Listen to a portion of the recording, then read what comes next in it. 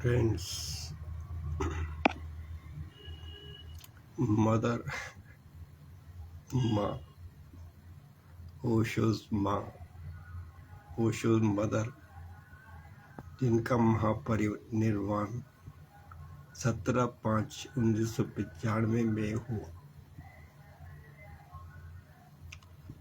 वो ओशो आश्रम में ही आ गए थे।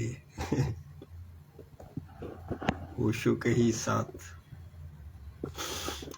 रहना। पूरा आश्रम उनका घर था। उनको लोग माताजी बोलते थे, माताजी। पूरे आश्रम में सब सन्यासी। तो मुझे सौभाग्य मिला सभी डिपार्टमेंट में काम करने का। मुझे सौभाग्य मिला। वर्शिप। मैं उन दिनों किचन में था, फिर वहां माता जी आती थी।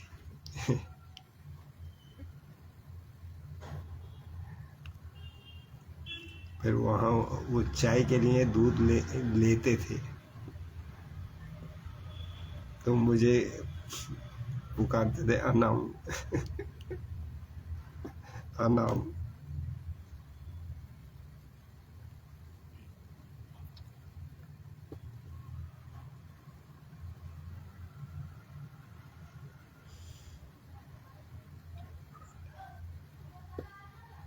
फिर दिन बीतते गए। मैं एक दिन उनके रूम क्लीनिंग में गया।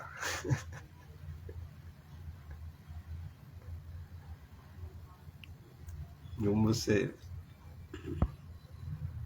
हर चीज मुझे बताती थी, ये साफ करना है, ये साफ करना है, ये साफ करना है। जैसे ही वो कंप्लीट करता था दूसरा काम बताते थे। तो बहुत अवेयरनेस थी, जागरूकता थी। और वहाँ उनके कभी कभी भाई बंधु या सन्यासी लोग मिलने आते थे।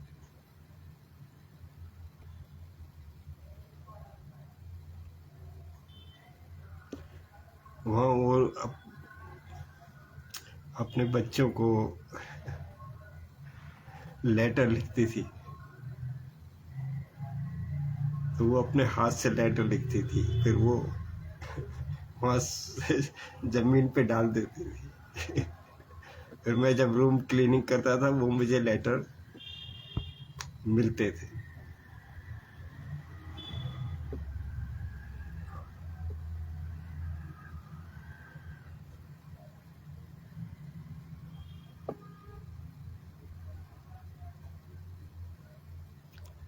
तो कभी कुछ सामान आता था वहाँ खाने के लिए, वो 1-2 दिन रख के सबको बांट देती थी आश्रम में।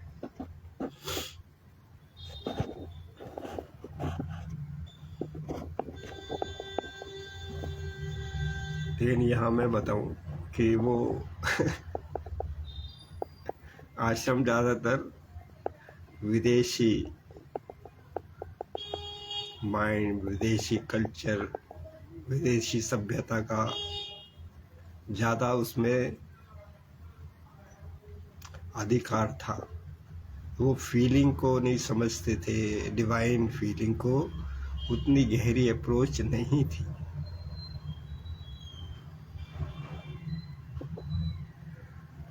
तो माता जी जाती थी वहाँ दूध लेने के लिए।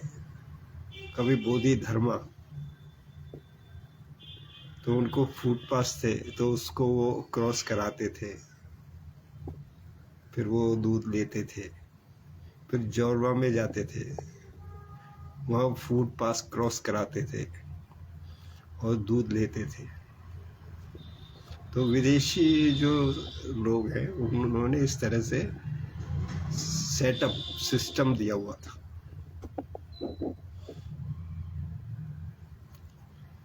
तो ये वही जाने। लेकिन कई बार मुझे ऐसा लगता था कि वो उन माता जी को दूध की कमी है। और वो मेहमान आते थे, उनको दूध की चाय बनाती थी वो अपने रूम में ही उन्होंने गैस स्टोव रखा हुआ था, तो वही चाय बनाती थी अपने मेहमानों के लिए। बच्चे आते थे, बेटी आती थी, बेटे आते थे। विजयानंद जी वहीं रहते थे, उनके बेटे आश्रम में, तो उनको वो दूध की कमी खलती थी। तो मुझे ये बर्दाश्त नहीं होता था मेरा हृदय हिंदुस्तानी सभ्यता का बना हुआ था, तो मैं बहुत मिस करता था। उन दिनों मेरे पास पैसे भी नहीं थे मेरे पास पैसे भी नहीं थे,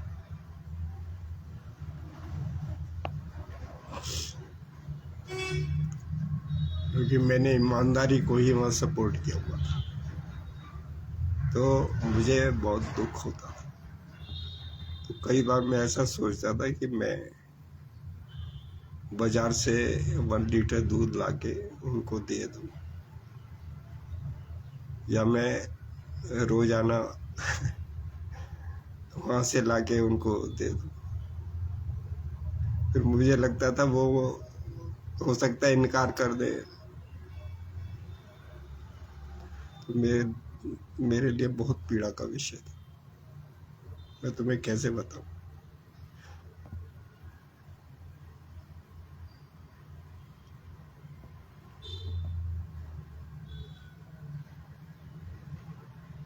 तो किसी तरह चल रहा था हिसाब किताब किसी तरह हिसाब किताब चल रहा था। मैं ऐसा चाहता था मैं महीने का उन दुकानदार को पेमेंट कर दूं और वो रोजाना 1 लीटर दूध दे दे उनको ला करके। लेकिन मुझे लगता था वो अगर नहीं माने या दूसरे नियम वहाँ पे आए तो मैं हिम्मत नहीं जुटाता था, और मेरे पास उतना फाइनेंशियल सपोर्ट भी नहीं था। तो मेरा एक भाव ये तो भाव जगत है, आपने विश कर दिया, भाव जगत में आपने विश कर दिया तो आप उस से जुड़ गए, भावनात्मक स्पेस में जुड़ गए, तो यही परमात्मा है।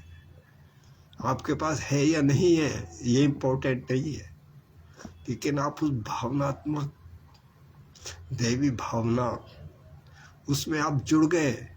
आप भाव तो प्रकट करो, देने का भाव प्रकट करो कि मैं देना चाहता हूं, मैं दूं। तो इतना भाव भी आपने परमात्मा को प्रकट कर दिया, हे परमात्मा मैं तुझे देना चाहता हूँ, ये प्रसाद मैं तुझे चढ़ाना चाहता हूँ। तो ये भाव जगत है, आप नहीं भी दे पाए लेकिन उस समय आपने भाव निर्मित किया, उसका प्रसाद जो है उसकी ब्लेसिंग्स आपको अवश्य मिलेंगी। तो यही प्रकट करना है ब्लेसिंग्स, यही प्रेयर है, यही प्रेयर है, ये प्रेयर है। इसको आप प्रेयर को प्रकट करो तो आशीर्वाद आपको मिलेगा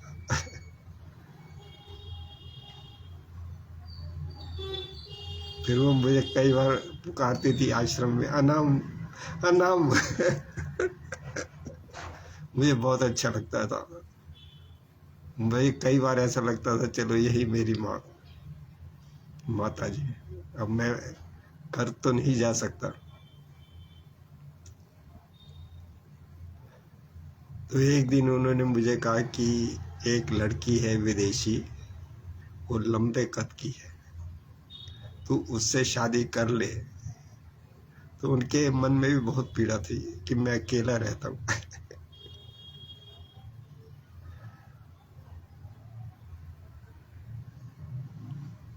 तो उनका आशीर्वाद मेरे ऊपर इतना था, बहुत ज्यादा था।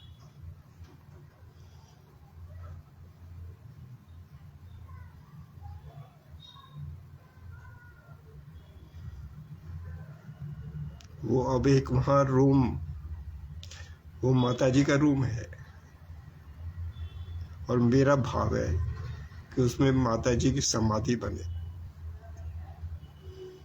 लेकिन जो विदेशी का हिसाब था, वो डिवाइन फीलिंग को उतना महत्व नहीं देते थे। लेकिन ये जो ऊपर का जगत है, जहाँ आप ऊपर जाएंगे स्पिरिचुअलिटी में, तो आपको डिवाइन को ही समर्पण करना होगा। तो वो माता जी का रूप है, आप उसमें बना दीजिए प्लीज। आज नहीं कल कल नहीं परसों लेकिन माता जी का वो रूप बना दीजिए, उनका समाधि, उनकी यादगार वो रूम में बना दीजिए प्लीज। वहाँ सब लोग आते थे, वो चेतना, वो रास्ता बना हुआ है, वो एनर्जी वहाँ का, वहाँ जाने का माता जी के रूम में वो रास्ता अभी भी बना हुआ है लेकिन मेरी बात का बुरा ना मानना। अगर आप नहीं कर सके तो भी कोई बात नहीं ये तो मैंने वैसे ही प्रकट किया। हे प्रभु, हे परमात्मा, हे ऊपर के जगत, जय हो, जय श्री, हे ओशो, हे ओशो, हे ओशो, हे परम।